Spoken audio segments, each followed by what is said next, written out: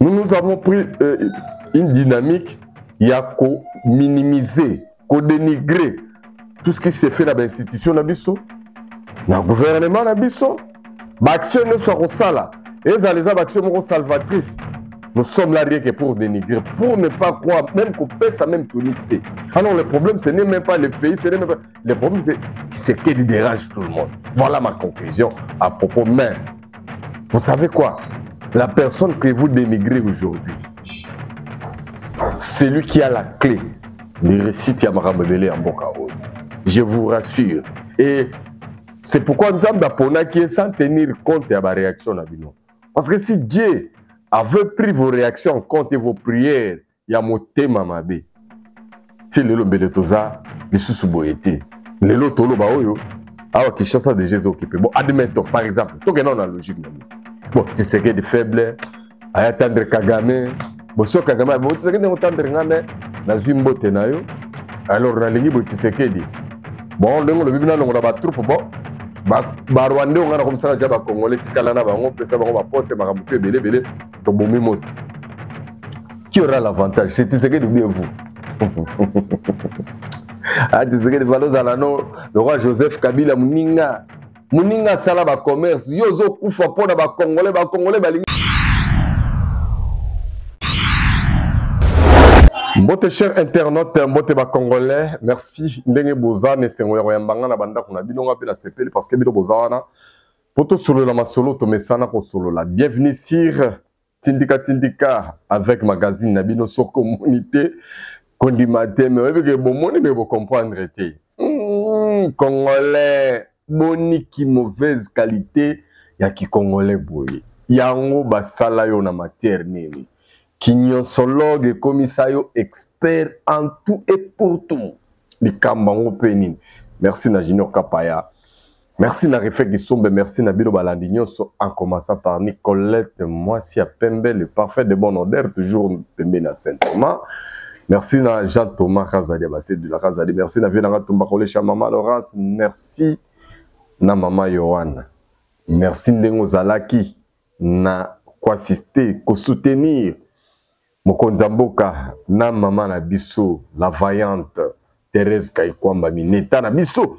Vraiment merci tout le monde qui en tout cas Bende le Benezagi na Maboro et là qui c'est que le Congo est debout avec ces Congolais de bonne qualité. Ça, vraiment, félicitations à tous les diasporas au Bambaki Mokonzambo, au accompagner, qui peut continuer à soutenir Tina Souka. Merci vraiment. Et bien, merci à Maman Laurence, il y a Vénérat Toubako. Pourquoi pas Tchacho Pipo de Madrid. Donc, Bozawana na Léon Mzadi, biso salib so plaisir. Mais na ye na lombango, na oki monde ningai. Mokile bouger, Fati na bengyo combien de fois. Pourquoi ça la kabaninga boy?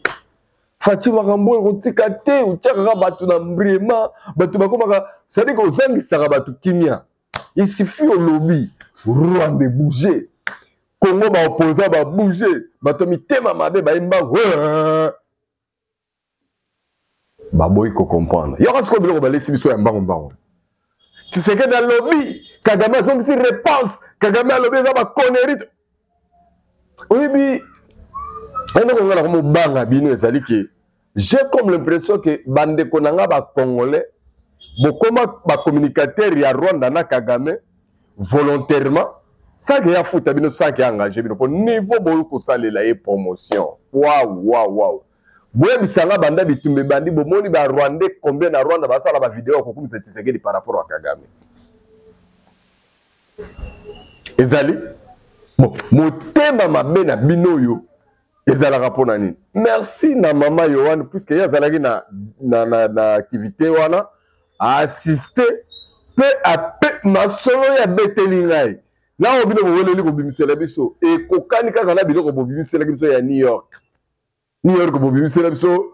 Kuna la New York, l'essentiel boutique de commerce, Bobimisela biso ka tableau que la ministre Grace Coutinho na première dame de Desiaker Babundi.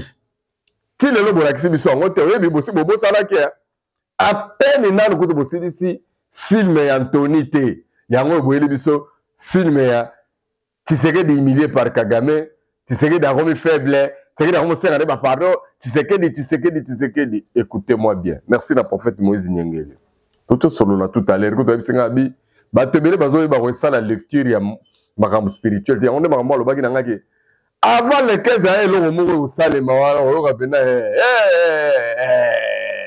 yango okasit. Parce que so bo yebi. Alors Tshisekedi a sali ba retomber nango. Oui.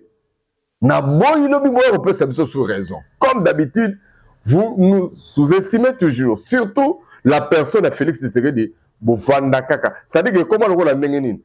Donc d'après Bino Tshisekedi alo malam. Alo mabe pour vous c'est tout est mauvais, tout est négatif. Motema mabe bona et monani. Yango ngana lobaka tozala na bolingo ya Congo na ya ba Congolais. Ça nous manque tellement. On va rappeler aux zanga biso parce que na yebate depuis hier, j'ai vu agitation de part et d'autre que zongi, bakabiliste, pro-rwandais, bande kolanga ya este, bande kolanga bakatande kutu barbisu konde tobimbi bina zala tola samtemba mabe na biso. Ba opposa ya pété en perte de vitesse mabe à occasion ou epesa beli biso. Puisque babi que Kagame mta offrir bango place ba osala ba bêtise na bango ba mesana. Oh Kubukana te kuzala kidiba te 30 ans ça suffit, c'est ça les démarches. Tu sais que dans Zoba lelo, l'obium toya komisaï. Naebi, je vous connais. Mais la kini kanga la limito longola nami émission lelo longa la yeli. Que pourquoi nous avons peur de dire aux autres la vérité, ma propre frère so ba congolais. Est-ce que ce que on yebisi bande kono ba congolais pena que te to tomber na kati ya piège, to tomber na kati ya erreur. Parce que biloko bomemi biso mbangu ezo refléter réalité ou ezaki sur terrain. Ce n'est pas le président Tshisekedi qui a parlé en premier na forum wana. C'est plutôt Paul Kagame mtalobaki mutali boso. Parce que yo yebisa ngai nanu. Soki Paul Kagame mtazoki maloba mutali boso. Parce que bisikani ni Paul Kagame aye ko répondre Tshisekedi.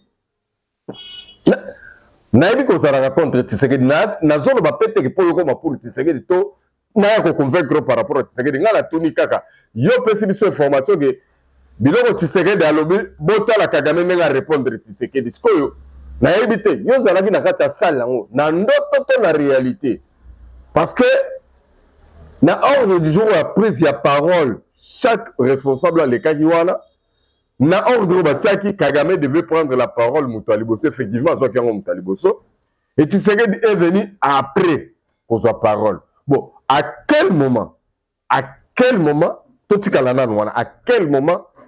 Tshisekedi Kagame lui a répondu. Na bilo konyo so bilo bo relayer biso oyo. Vous voyez comment que la réalité que Bozo Kagame botia est tellement au-dessus à Tshisekedi. Oui, Bozo a raison parce que Kagame a dit que Tshisekedi en termes ya koboma, ya ko assassiner, ya ko agresser, ya ko ça la prédation. On le crée génocide à millions de Congolais. C'est ce que vous ne voulez pas entendre. Bino Boza pro o tout ba pro Rwandais ba luba, ya on est vraiment sérieux. O tout Tshisekedi dans le besoin dans sérieux, c'est non valable et appelle la tinati. C'est ça vous les Congolais. Alors yebisa nan. Ceux qui beaucoup na niveau wanga na mboka na bino mo propre pour moi ko ça la publicité, pour moi l'acceptation que Kagame est plus intelligent, Kagame est plus fort, et Tshisekedi ne représente rien, absolument rien. Ah, voilà pourquoi on a dit ça avant de s'attaquer au fait, il faut d'abord comprendre la cause. Et vous vous attaquez seulement au fait. Il y a un alobaki, la fois passée, que Bissoba Congolais, Tolingi Bilo Romoro sensationnel. D'abord, quand tu as entendu seulement que Tshisekedi dans le Bible, place aux amis Kagame répondre, Mamoro, Oini Tshisekedi dans la vie. Tu as refusé même de réfléchir, même de discerner, même de comprendre. C'est ça, toi. Junior Kapaya, Tindika Bissona nous toka un extrait. Il y a Tshisekedi Maloba nae, Maloba o Tshisekedi da Koloba, Azu yango après Kagame Koloba. Non, Kagame, Tshisekedi Dalobi Kagame, excuse, aye Koloba. Alors, Junior Kapaya, Tindika Bissona totala, Maloba Tshisekedi, pour avoir ça la plaisir. Na Maurice Toko, depuis États-Unis. C'est parti.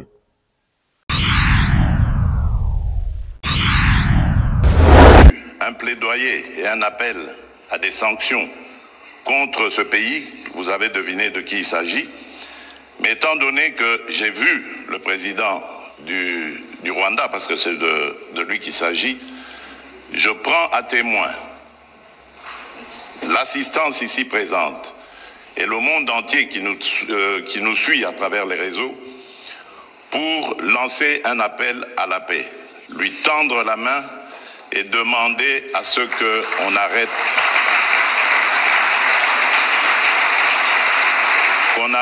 cette escalade.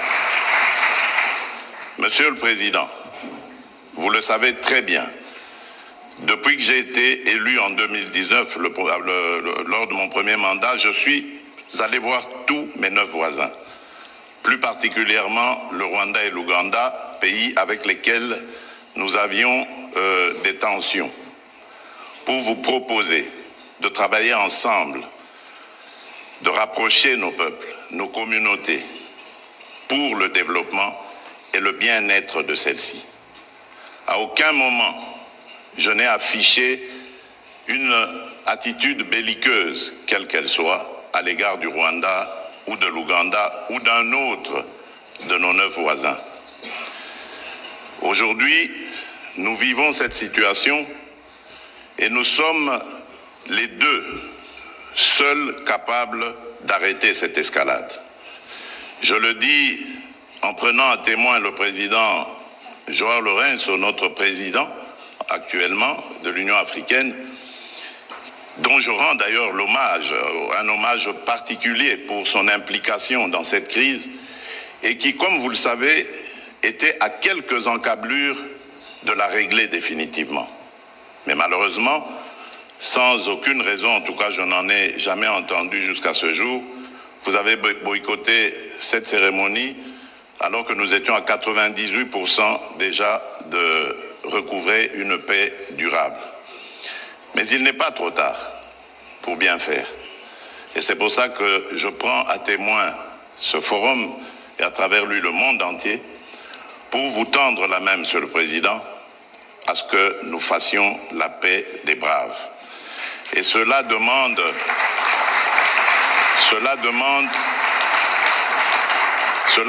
que vous donniez l'ordre aux troupes du M23 qui sont soutenues par votre pays d'arrêter cette escalade qui a fait suffisamment de morts comme ça. Nous les comptons par millions depuis des années. L'histoire nous jugera. Il est temps d'arrêter et de nous tourner vers la paix et le développement.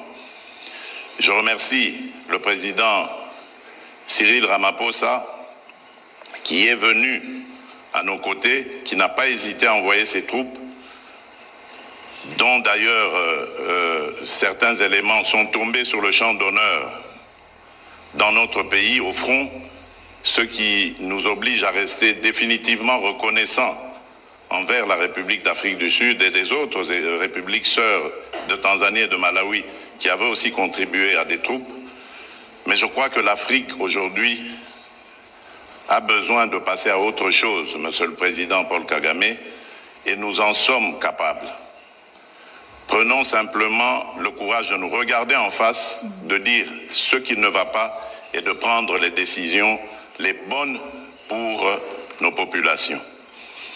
Et donc, le plaidoyer que j'avais prévu pour appeler à des sanctions, je préfère le suspendre pour le moment, en attendant évidemment d'avoir la réponse du président Kagame, parce que j'ai vu ici dans la salle également l'émissaire du président Donald Trump, dont je salue l'implication dans la crise qui frappe mon pays, et à travers lui également nos amis et frères du Qatar avec son émir qui s'était aussi impliqué.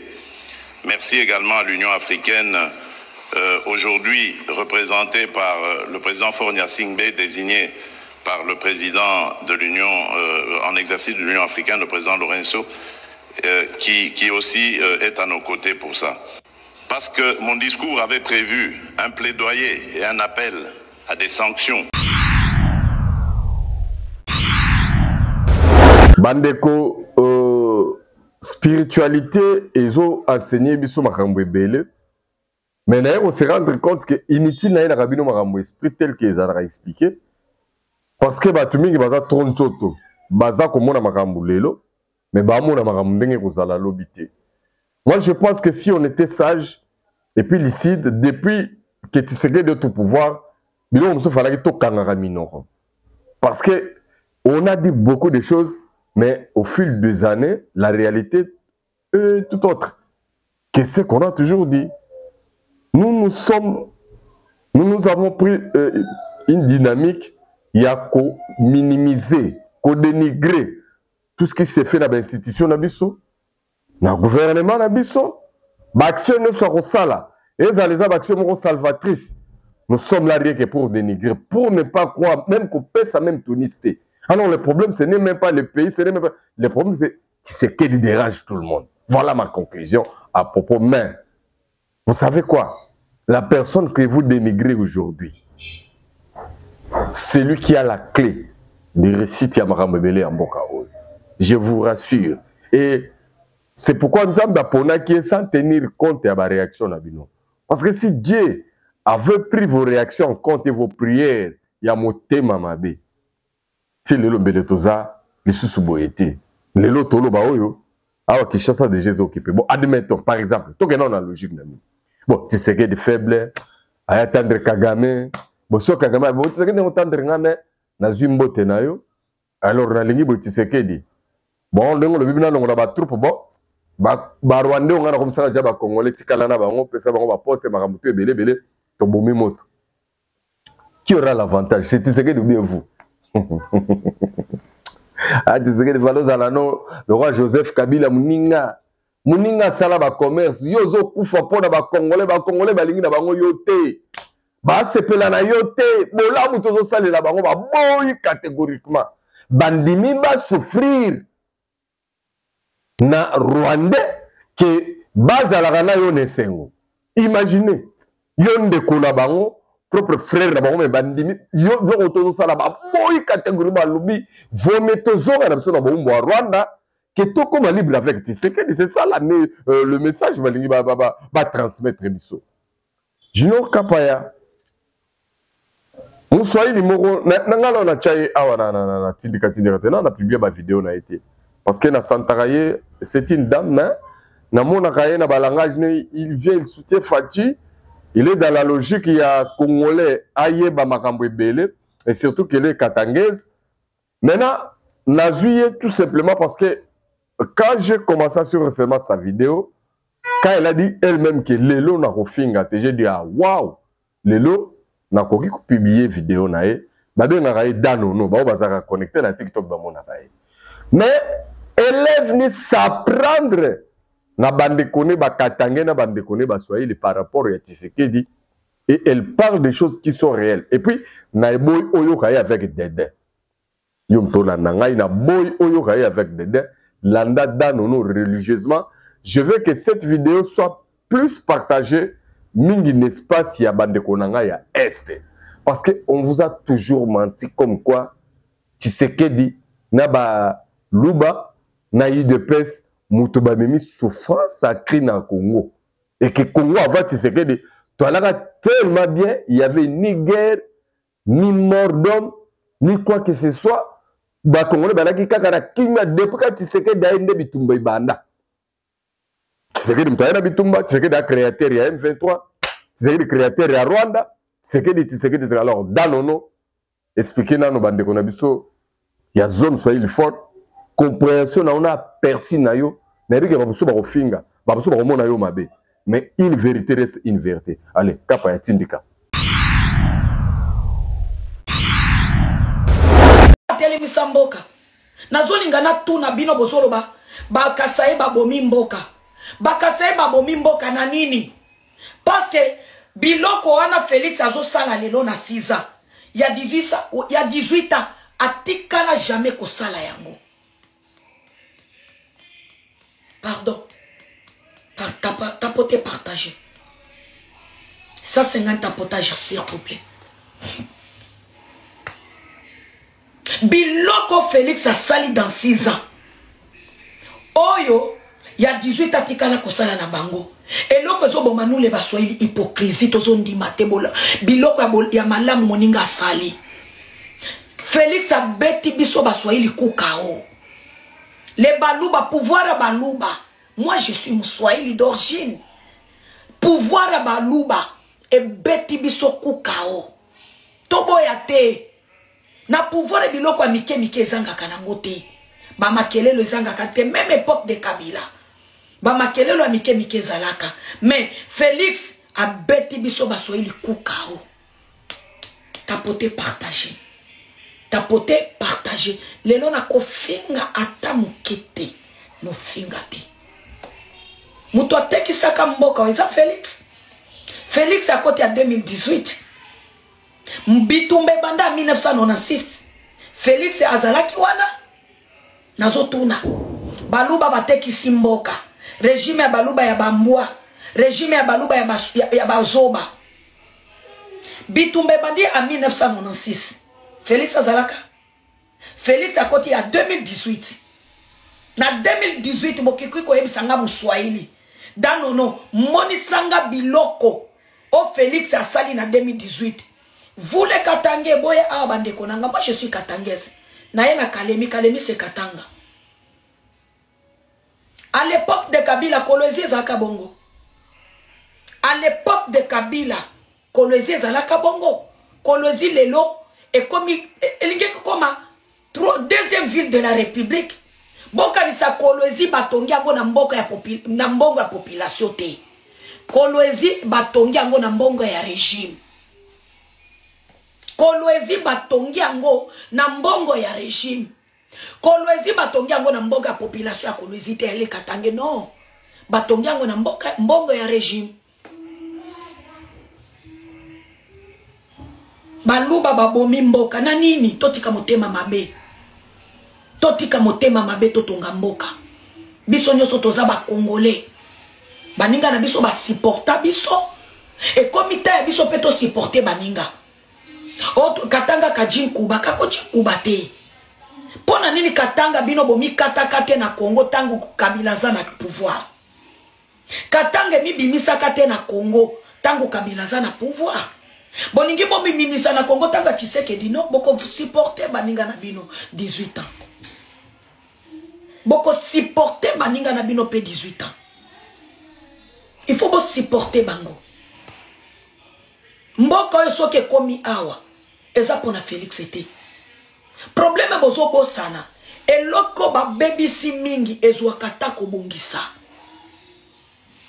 eloko ba bebisi mingi ezwaka ta kobongisa boko bongisa te eloko oyo ba bebisi mingi na 2 ans bokomi kozongisa ba video ya kala Félix Tshisekedi aloba na 2 ans Congo ekozala Allemagne ekozala Allemagne nde biloko ezolukela biso tobima na ba mixage na ba brassage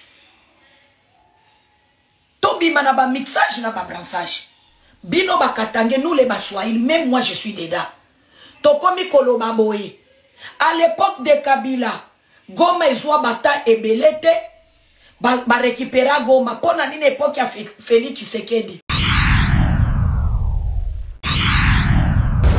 Voilà, Barondé babomi soit million, Tolobi, Bayo raté. Alors, monde de Telemi, monde de Balouki, ba spot et que zongi à ma génocide. Kapay, tout est l'épisode totalement ma génocide. Et que n'est. C'est quoi le génocoste? Je préfère répondre en lingala. Génocoste c'est aïli sanga mibi basanga nasima Rwanda pour baïdi minéré à Congo na ronyola ba Congolais. Le génocide rwandais a coûté la vie à 800 000 personnes pendant 3 mois et 1 jour. Mais au Congo, c'est plus de 10 millions de morts pendant 30 ans déjà. Ça doit cesser. Tous les pro-rwandais, tous les pro-barwandais, ceux qui ont kanisaka, ceux qui Rwanda soutenir, batobaka kuboma ba Congolais et que ba Congolais musubana kata comprendre, boga c'est un avantage n'abso non. Na tchele bino mundele. A expliqué bino nani Kagame a allé na kotika qui vous cause. Mundele a expliqué que je pense que vous avez refusé. Raphaël Walukonka, mon ami, code 243, yé info 243, yé interviewé ancien ministre des Affaires étrangères, Aza Rwandais. Ancien ministre des Affaires étrangères, Aza Rwandais, na promettait que nous payons. Yokaïpe, kaka ndenge mundela expliqué que ndenge Rwandais na loba d'ailleurs que plus loin pour na Kabila yemoko que Azalaka soldat Rwandais na FPR. Mais na que yo boya ka soto bibi loko yo za la dialogue na yo. Oyo basango na banani bazano dialogue. Mais tout Congolais a véhiculé message que solution à Congo est un dialogue. C'est que la place, il y a cerveau va remplacer Nyei.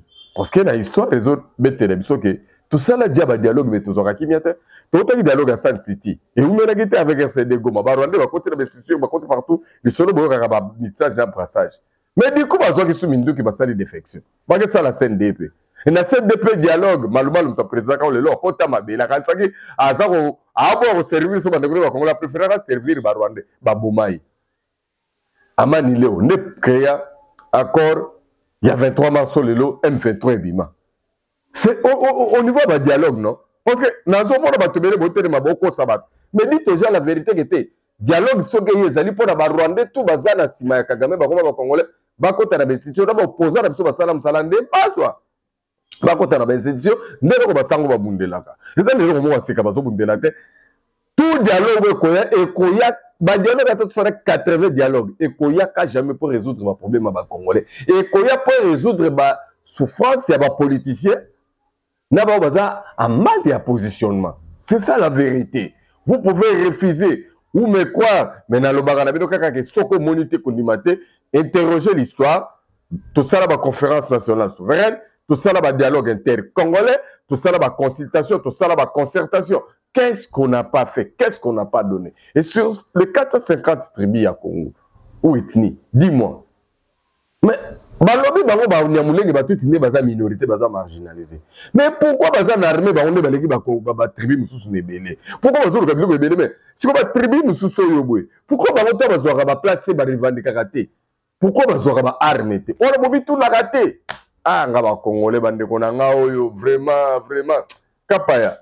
Tindike na biso na no Raphaël Walukonka bongo to kutana juste après.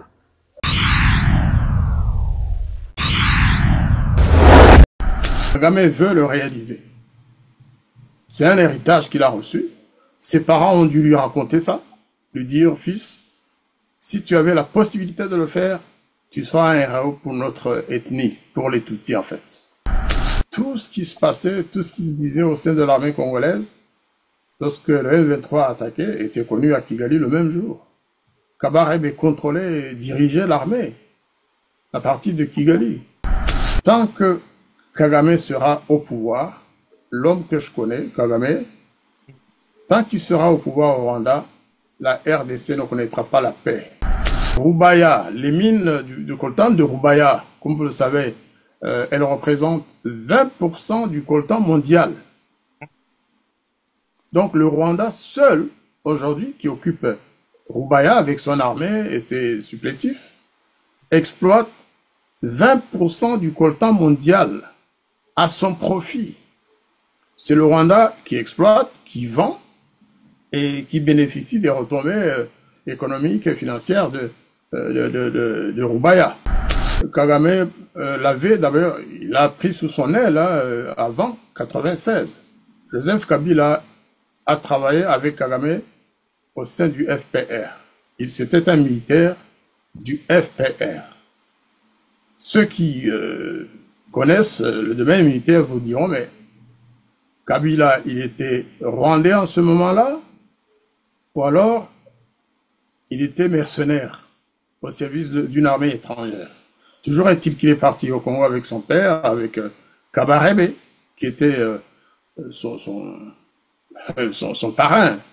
Kabarebe parle avec tous ses officiers ou sous-officiers des anciens du FPR, parce que pour la plupart, ils se sont battus au sein du FPR contre le régime de Habyarimana avant d'être transférés en RDC, au Zaïre, avec Laurent Désiré Kabila. Ce sont des militaires du FPR qui sont aujourd'hui des colonels, des généraux, des majors et autres au sein de l'armée congolaise. Nous aborderons une seule question d'actualité ayant trait à la situation qui oppose la République démocratique du Congo et les Rwandais avec l'ancien ministre des Affaires étrangères du Rwanda et ambassadeur du Rwanda en France, Monsieur Jean-Marie Ndakijimana. Bonjour, Monsieur Jean-Marie Ndakijimana. Info 243 au cœur de l'actualité. Merci à Mingi. Juste kaka tokomi na soka na ngana yebisa bandeko na ba congolais ke soko ki likambo tseke diko le la réagir avec émotion té rapidement té zone en temps à maîtrise zota analyser kolanda loyenge ya réseaux sociaux té na préciser aussi comme tout ça la ba debo vani to finga na ba restaurant na ba terrasse na bangana kuna na mikili na lobi no boye tina ba salon de coiffure na lobi yebisa baninga bo vanda ki na bango ke ndeko Congo ezamboka na biso ba institution za eza ya biso Rwanda ba Rwanda ba onde ba aggresseur miyibi mais loko tobeti tokizinde mboka na biso soni tomona ni ke to ba ventiler to a sérieuté et loko toye ko comprendre que toza el Kagame to combattre président na biso na biso imaginez que président na biso alobaki mutu aliboso te même to alobaki yaki président rwandais mais façon biso toke nango na kinyosolo na biso toye ko mona ka président na biso mutu alobi mabe Tokanisi Ende Aza le plus faible et que Kagame a dit plus fort, puisque Kagame a répondu hors Kagame, répondre président n'a pas.